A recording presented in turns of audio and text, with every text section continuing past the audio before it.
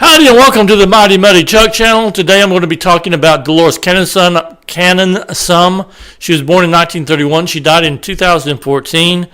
I want to show just a short video clip from one of her lectures in this video. I think it's kind of interesting. It goes back to what I was talking about, and that what if the Mandela effect is really not totally a new effect?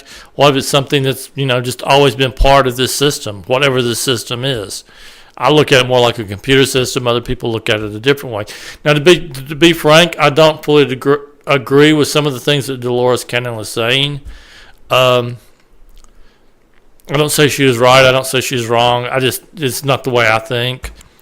But the clip I'm going to show is interesting because it shows that people are able, at least from reports that she received, given that she was being honest about it, reports that she received of instances where people were able to go back and forth between dimensions accidentally or, well, generally accidentally.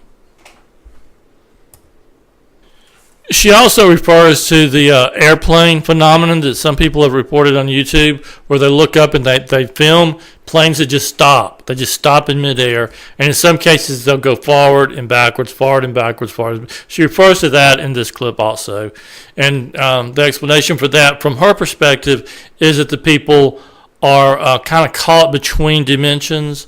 They're not fully in one dimension or the other dimension. The way I look at it more like a computer program that's having a glitch in it. But and again, I don't say anybody's right or wrong. My opinion's not gold. I fully understand that. And before I show the clip, though, I do want to point out that there was an uproar about Dolores Cannon in Wikipedia.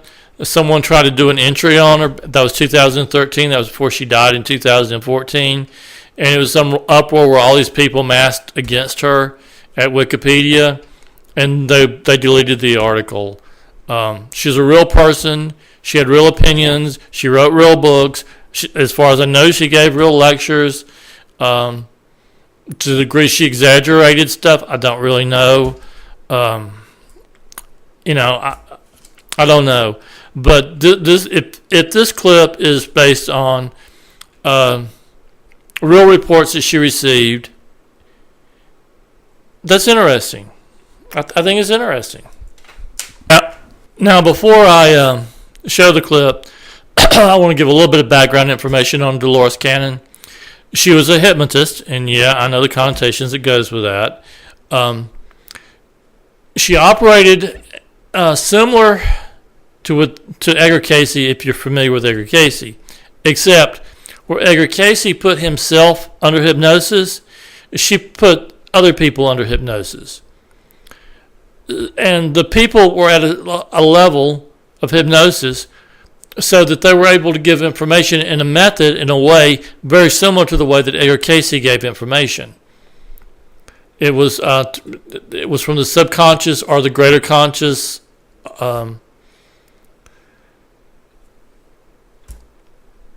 I still think it's interesting. And it should be noted, even though Wikipedia doesn't give information on her, if you Google her, Dolores Cannon, you will find some articles on her. So, she's interesting, I think. She's worth researching. And also on YouTube, if you search her on YouTube, you'll find a lot of videos where she was giving lectures or seminars. So yeah, so you can find out about her. Well, a universe is parallel lifetimes, and they keep talking about dimensions.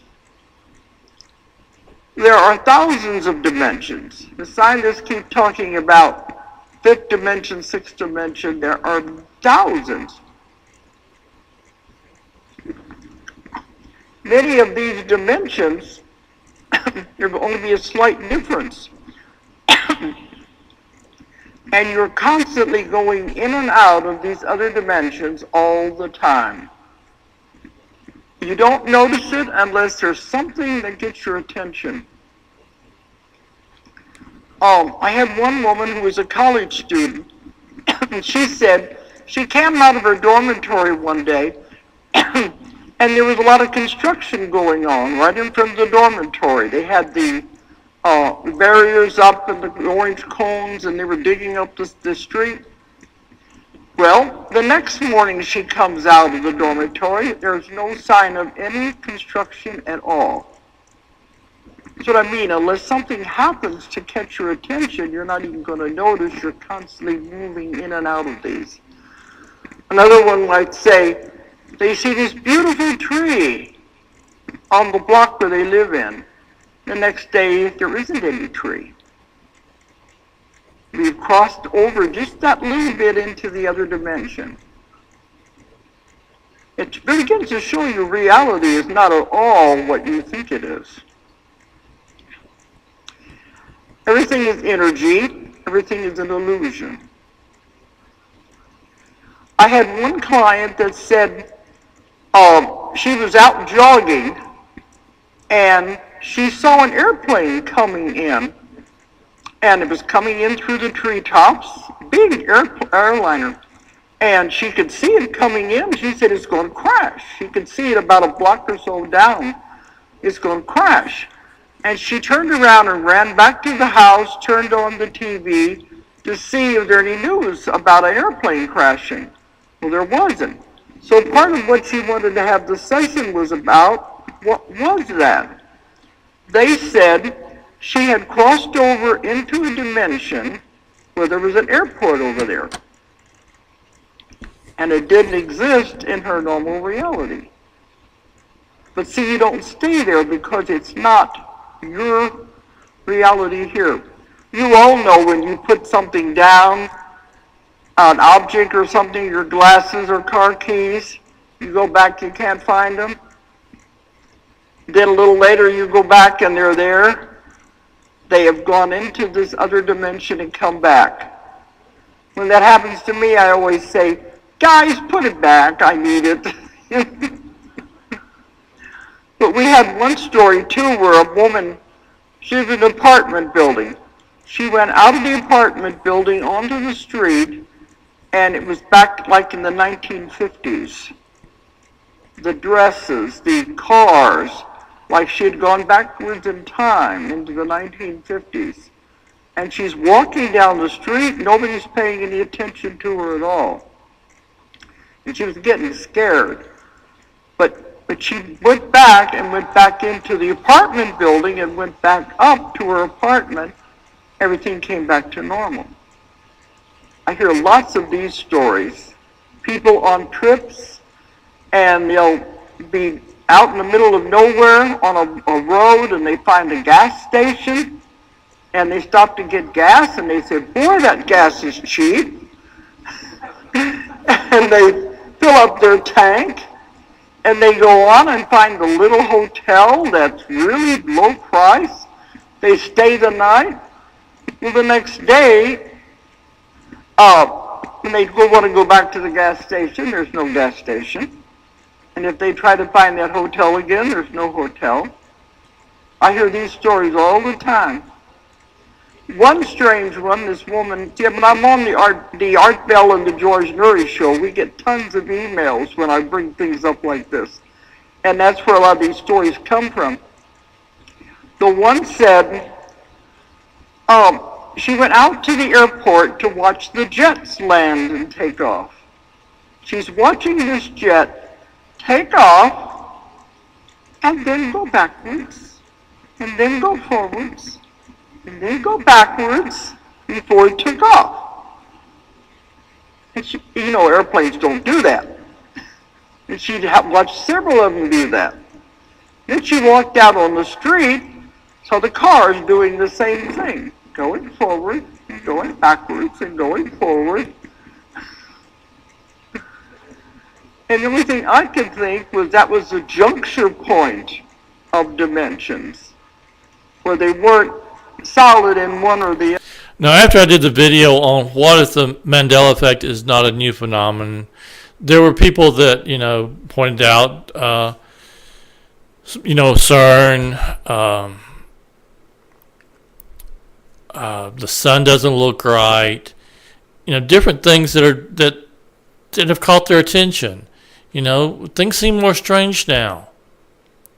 And to some degree, I think part of it may be because the computer age, the information age. And but I'm not trying to dismiss what they're saying, because to some degree they're right. Obviously, things are strange. But if you go way back, even before the information age, there have been supernatural tales. There have been tales where things have been weird. You go back.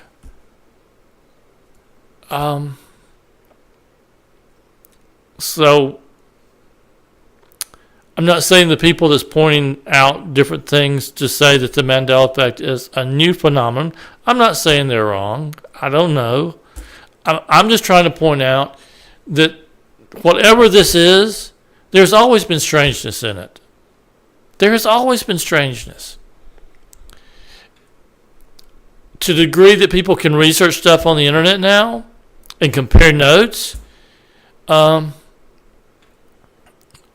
takes on a little bit different tone than when somebody's been alone in the woods and weirdness has happened and they go home to their families and they tell the story of their adventure in the woods where strangeness happened. Where people go online and compare notes and can actually film some of the stuff. Some of it's hoaxes, some of it's real.